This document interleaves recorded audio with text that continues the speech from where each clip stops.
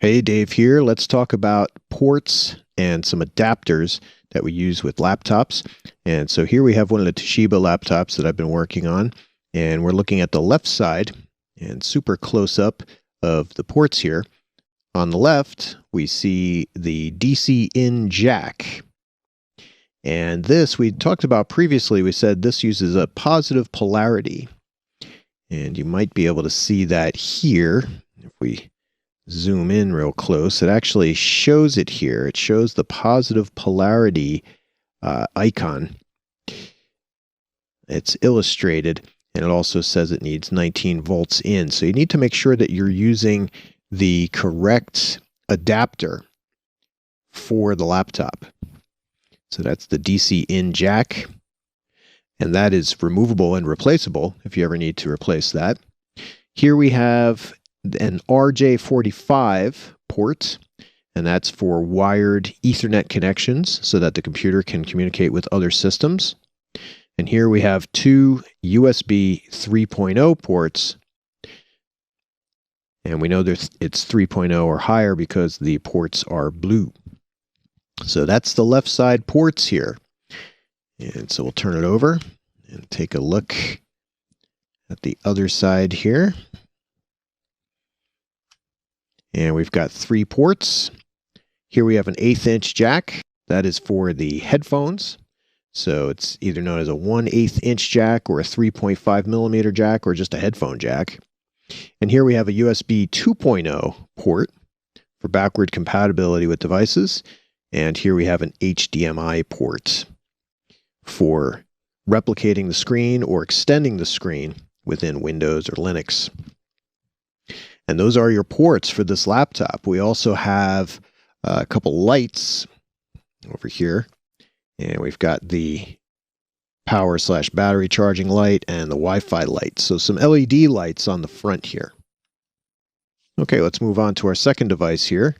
This is a Chromebook. Focus in on that. Here on the Chromebook, this is the left side. This is the DC in jack. So these use a power brick as well, DC in jack. Here we have an HDMI port. Here we have a USB 3.0 port. And then here we have an SD card slot, full size SD. So you can add a card in there or read from that. So that's a nice feature as well. So that's the left side ports that we have. And this has some LEDs on the front as well for power and so on, charging. And on the right side, we have a couple things here. This is the power button. This is an 1/8" jack. Again, a headphone jack, reinforced. And then we have a USB 2.0. And I've got a little mini USB plug here for a wireless mouse.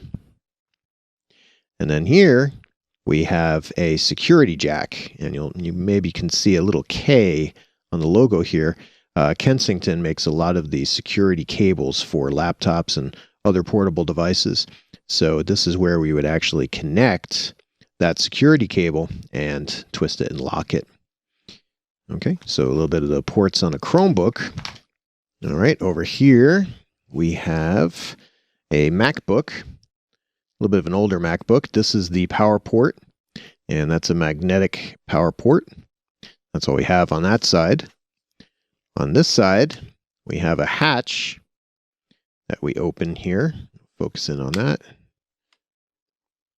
And that's got three ports. It's got an 1/8" headphone jack, it's got a USB, and it's got a Thunderbolt port, which is used for either video or for data. And those ports are usually labeled, if you can see that here. You can see the labeling there for headphones, USB, and another screen. They show that for the Thunderbolt port. All right, and that's all you get on a MacBook. Very streamlined, very simple. So you want to know your ports, but also you'll be using adapters quite often. Let's take a look at some adapters that we have here. This is a USB adapter, and on the right side here we have standard USB that you can connect devices into. And on the left side, this is a micro USB. which was the standard for a long time for smartphones and other devices. But a lot of the devices today are using USB-C as of the recording of this video.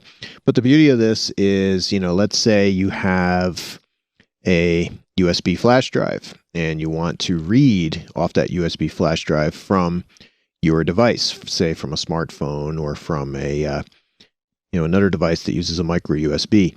Well, we could connect this and then connect our micro USB to our phone or other device. And this way we could read off of that USB flash drive. Just need the right adapter, right? But we're not really talking about smartphones yet.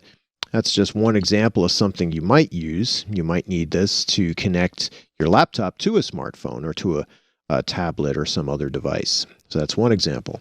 Now, if you have a newer smartphone, you might use something like this. This one has USB 3.0 on the right side. We see that blue for the standard USB port. And on the left, we see a USB-C. So a little bit of a difference there. They're not compatible. This one here is your micro USB, and this one here is your USB-C.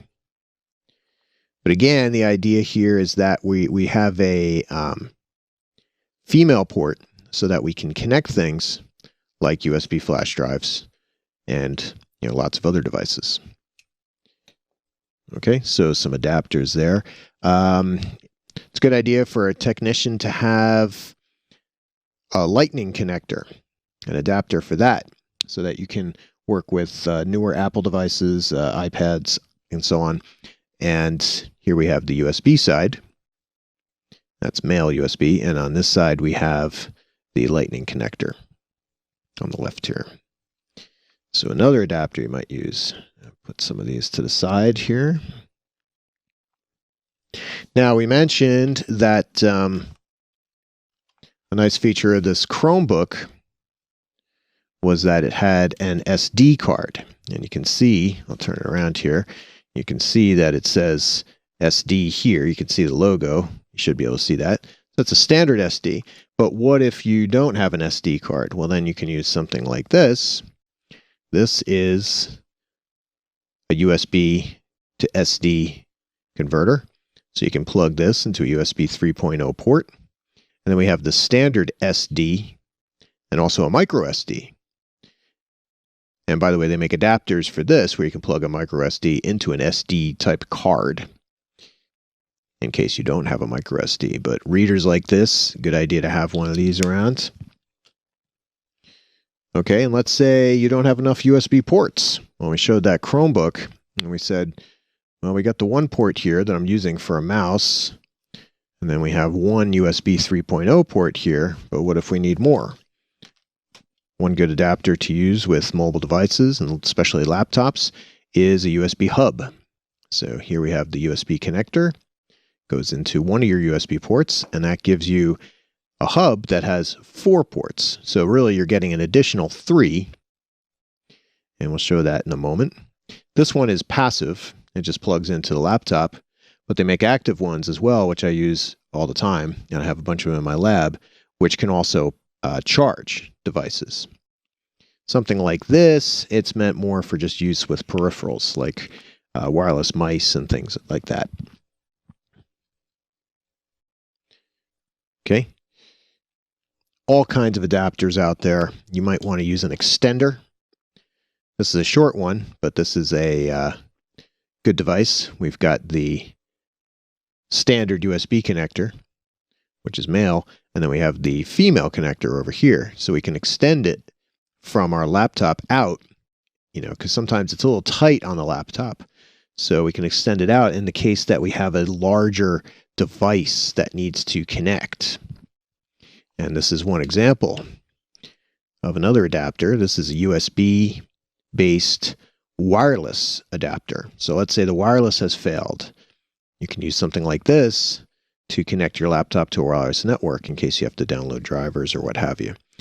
And it's pretty big, so we could plug that into this and then plug this into the laptop where we have more space. And it's a good idea to carry one of those. I also have one of those for wired Ethernet networks, USB to RJ45. Nice little tool, just in case the RJ45 fails, just in case you have network failure on the laptop or device. So, I mean, it goes on and on. It's endless when it comes to adapters. And you may or may not know if a USB-based device or adapter is even working. And if that's the case, you can use a USB tester. This plugs into your USB port, and then you can connect up to 2 devices here to test them and see what the voltage is, which should hover around 5 volts, and also find out how many amps those devices are drawing. So let's actually show this. Open up this Chromebook. Bring that over here, and I've got some USB ports here. I've got a USB 3.0. We'll use that. And connect this testing device. Okay, when we do that, we see that we're hovering at 5.1 volts, and that's the output from a USB port. And that's typical for just about any USB port out there. What we're looking for with the volts is we don't want any types of spikes or big dips, because that could be damaging to anything that we plug into the USB port. That's rare, but this is good because it shows the voltage, but it also shows the amps. So let's show an example here. I'm going to connect a USB flash drive to one of the ports. Okay, and the USB flash drive lights up. So we know it's being seen, and we can see it's drawing 0.1 amps, which is good. Now, a lot of ports, a lot of USB ports, they might be 1 amp. They could be half an amp. In a vehicle, you'll quite often see higher numbers, like even up to 2.5 amps. It depends on the USB port. But generally, devices like USB flash drives, they don't draw very much. They don't require much power. If you're charging something, that's when the power goes and skyrockets, if you're charging a phone or something like that. And let's take a look here. Now, if we plugged in one of our USB passive hubs, that's not really going to change the amp output. Okay, but then we could connect the device. We'd have extra connectivity, and we could connect something like our SD card reader. Now, when we do that, that still doesn't change the amps until we turn it on. Each of these ports has a power button, so we can activate it.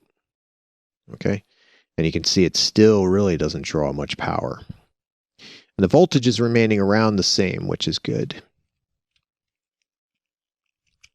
Now, if we connect something else, like that wireless adapter for USB, and then turn that on, that's going to increase the amperage. But again, it uses pretty much the same amount as this. If it's not really doing anything yet, we'd have to install the driver. Then the amps might go up a little bit. But again, the amperage should be good. It should be below 1 for most devices out there, unless they're devices that require a lot of power. For example, charging something like a smartphone or something else. And I'll show more about testing with volts and amps and using these types of devices a little bit later as we go through the videos. That'll be another video altogether. But it's all about the adapters. You want to make sure you have all the adapters you need so that you can you can work with all the devices that are required. And so that is it for this video.